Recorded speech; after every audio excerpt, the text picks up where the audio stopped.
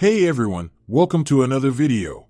Today we're going to talk about issue number 1 of Uncanny X-Men From the Ashes, written by Gail Simone and art by David Marquez. But before we dive into the story, I want to ask you a favor. If you enjoyed this video, please leave a like and a comment to help the channel grow. When this issue opens, we see a car approaching the gates of Charles's former Institute for the Gifted. And once the car pulled up and stopped, Dr. Ellis exited the vehicle and told the head of security to have someone fetch her bags, and to have someone help her assistant Philip exit the car. So with that direction given, Dr. Ellis then went on to ask if anyone else entered the actual structure yet. Now to this, the captain of the guard said apart from some vandals, no, because they have been waiting for her arrival proper. So with that answer given, Dr. Ellis replied with that show of loyalty by saying in this case, his lack of initiative is noted but appreciated. So with the small talk out of the way, Dr. Ellis went on to walk up the stairs and place her hand on the keypad against the captain's protest, because the guard had no idea what kind of beast might still be within the home. But that was of no concern to Dr. Ellis because from her perspective they were invited. And on the next page, Dr. Ellis went straight to work, planning how she was going to dismantle everything Charles had created. She starts by saying it seems that the criminals live better than the quote-unquote real people. So she wanted them to start by tearing every scrap of wood and brass out of their school, and every personal item is to be burned before the next day. Second, she wanted them to strip any art and anything of value from the school and place in lockup for appraisal so they could convert it into liquid assets. Because by this time next week, she wants every one of the bedrooms turned into maximum security cells. Now with that done, Dr. Ellis and the captain made their way into Cerebro, and while they were there, she pointed out how Cerebro was created to find other mutants. And instead of respecting that, Dr. Ellis compared their search for others like them to them trying to build a cult. So because she was so far against it, she ordered for Cerebro to be burned to the ground as a foul cathedral. Now with that explained, Ellis then went on to ask the captain if he ever read a certain book that took place in Germany. And this book basically said in order to be seen as right, one must not hide it, because if their cause is just, then they never need to hide it. So Ellis states that they need the world to see everything playing out, they need everything to be public and put on streaming if need be. So with that said, Ellis stated that she wanted that section of this wealthy delusion removed from the horizon. And at that moment the captain got a call from his lieutenant about the arrival of their first prisoner. The arrival of who I think is Charles Xavier, the former leader of the X-Men. Now following that revelation, we pick up with Wolverine in Mexico meeting with an old friend of his, and during their conversation, we find out that this older man and Wolverine had made a bet a long time ago on which one would outlive the other. Now this bet was why Wolverine was there, because apparently this friend was on his deathbed. So as the man attempts to give Logan his prize, Wolverine states that he can't accept it because he cheated, because several times during the Krakoan era he was killed. Now with that said, the man then went on to ask Wolverine what does he remembered from his time being dead. To which Logan states he does not remember anything really, but the only thing he misses about it is the quiet. Now following that we fast forward to current day, with Wolverine sitting by his motorcycle as Rogue and Gambit showed up and was happy to see him. And during their interaction, we get a narration from Rogue saying, there he is, no matter the situation, it always feels better and even safer when Wolverine is around, and maybe that makes no sense, but it doesn't make it any less true. So with that narration out there, Wolverine goes on to walk with his fellow X-Men to confront the reason for their gathering, which was a giant dragon sleeping on top of the Temple of the Sun. And I have to say, this dragon is huge and looks pretty cool in my opinion.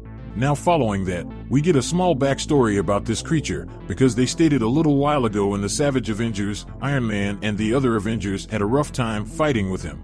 And to make things worse, this dragon had a nasty track record of eating people, so as the team quietly snuck up to it, Rogue noticed that its eye twitched, and before they could react, it shot open. And the beast was on the attack, and the first thing the gigantic creature did was question why these insignificant gnats dared to awaken Sidurang, the god snake.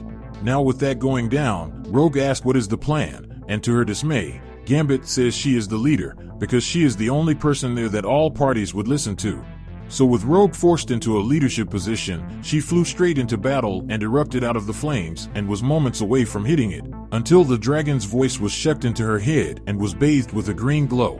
Now the dragon stated that Rogue was a little scared girl who cared for nothing and for no one. For she was frightened and desperate for love and for touch, and she wanted to hide in a pathetic way. Now these comments caught Rogue's attention and left her open to be attacked, which was exactly what the dragon did.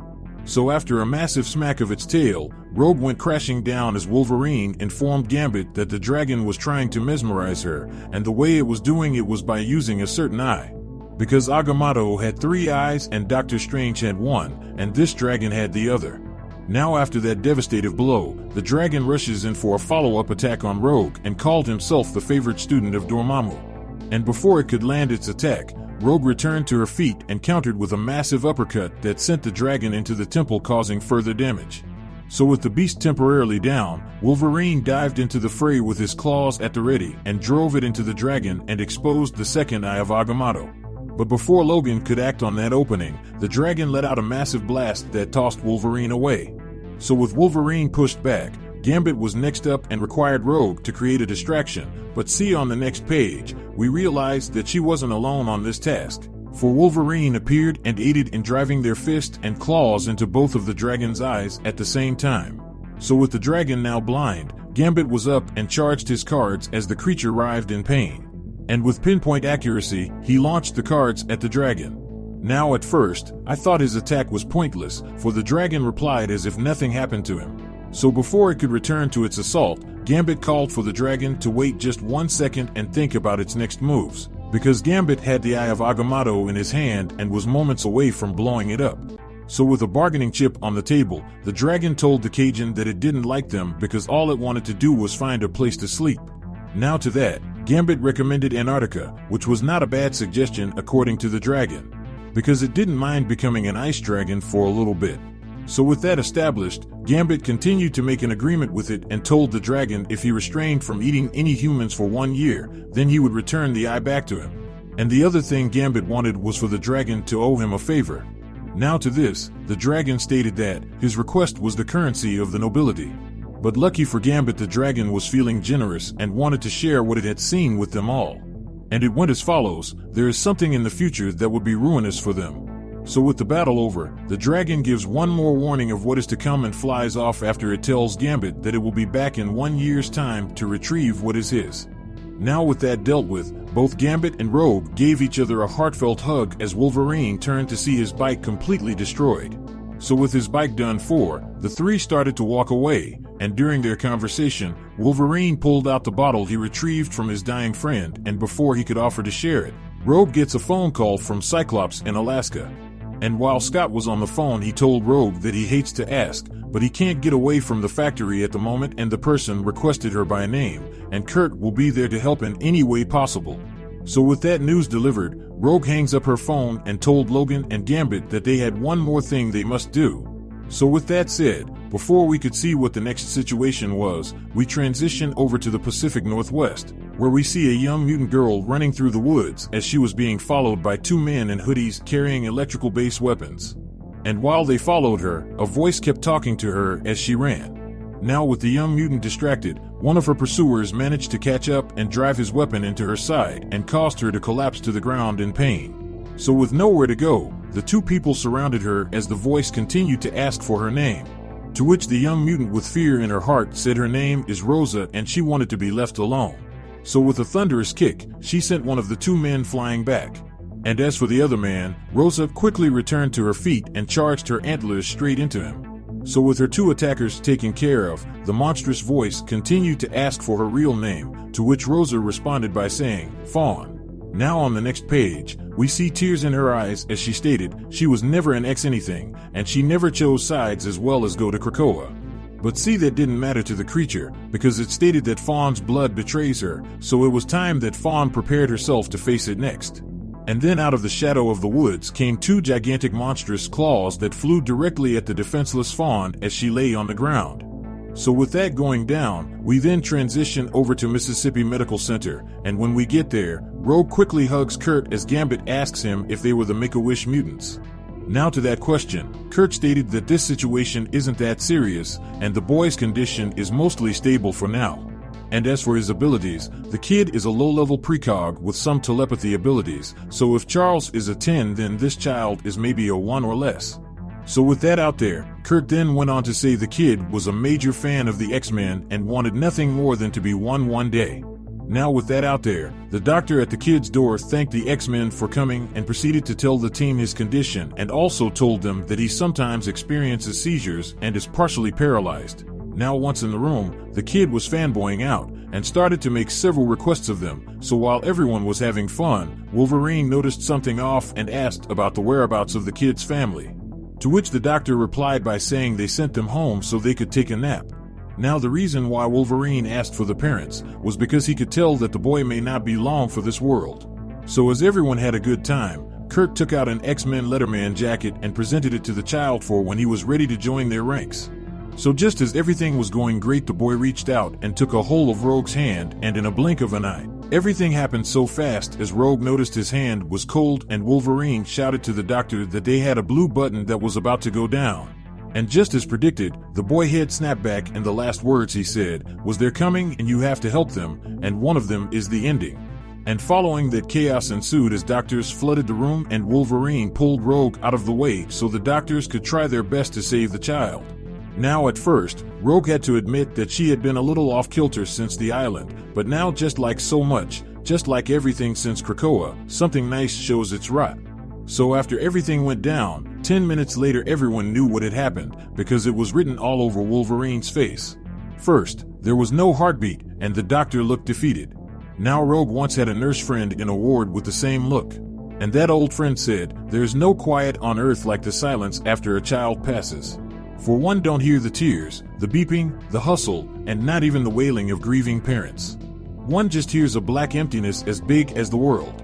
And not that silence was too much for Rogue, for she collapsed in on herself for a while as Gambit went to consult her.